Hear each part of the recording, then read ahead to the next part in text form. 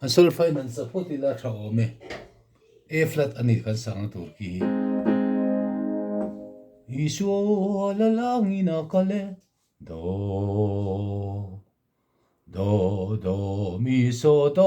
mi fa re do la so fa mi re so fa mi la re so fa mi fa so do do mi so mi la fa re so do fa mi re do la fa mi re so do tiếng điệu khan ita ne bass kha adik tak chen hlan an lem vak lo ania an kal dan vel he thluk te hi rei mu mal lo deuh khatia khei chu ma se kan tum kau hla nei chhun ania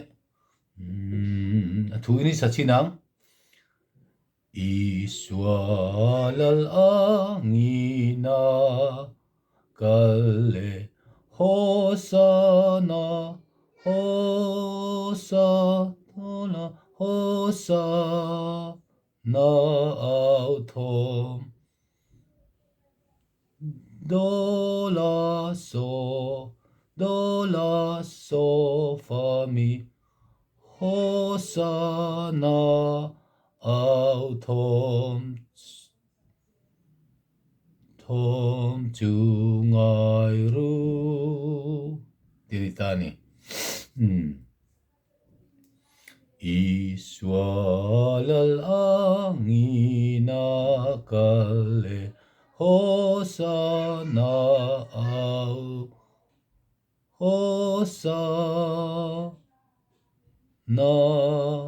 do la so hosana autom chu ngai ru tum kau lima pon var china tlan tu gin gal je lang che tum kau lima puan var chunga tlan tu ngil nei kal je lang che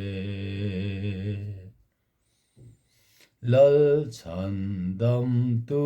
I cross panin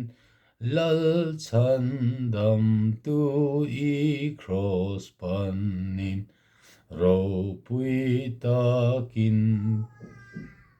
kal je lang che ro